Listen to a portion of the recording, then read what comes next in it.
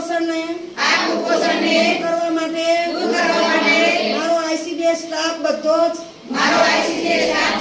ખડે પગે રહી અને મહેનત કરશે એ પ્રતિજ્ઞા લઉં છું। જય ભારત, જય હિન્દ। પોષણ સપ્તાહની ઉજવણી 2025 જખવાડા ગામની અંદર વર્કર હેલ્પર દ્વારા અને કરકતર સેજામાં રાખેલો છે, જેની અંદર આપણા ગામના આગેવાનો તેમનો કિંમતી સમય ફાળવી અને મારા પ્રોગ્રામની અંદર હાજરી આપી એ બદલ ખૂબ એમનો હું આભાર માનું છું। અને ડેલિકેટ સાહેબ રાજુભાઈ અવારનવાર કોઈ પણ પ્રોગ્રામની અંદર જ્યારે પણ હું ફોન કરું ત્યારે એમને ખૂબ જ હાજરી આપી છે।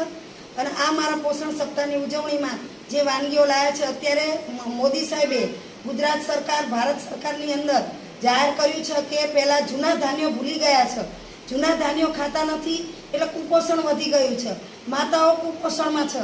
તો એના માટે સરકારશ્રીએ જે પ્રોગ્રામ કર્યો છે એ પ્રોગ્રામનો બહોળો ઉપયોગ થાય, ઘરે ઘરે સુધી પહોંચે અને આ વાનગીઓ જે લાયા છે એ વાનગીઓ મારી બહેનો બીજા બહેનોને બતાવશે અને એમાંથી મળતા પોષક તત્વોની સમજ પણ અમે આપી છે।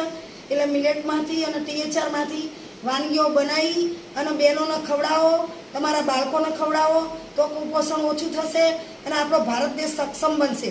તો આજે આ મારી અંદર આ પ્રોગ્રામની અંદર હાજરી આપી એ બદલ હું ખૂબ ખૂબ આભાર માનું છું। જય હિન્દ, જય ભારત।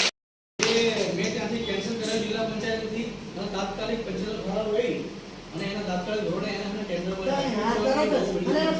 બધું પતી સીધું એનું ચાલુ જ કરશે એ હવે ટેન્ડર પડશે, આખું રિઝોલ્યુશન પાડી દેશે અને બધું બાંધી દીધું અને ખૂબ સરસ રીતે રાજુભાઈ રસ લઈ સેજાની અંદર કામગીરી કરી રહ્યા। તો એમનો હું ખૂબ ગામના આગેવાનો બધા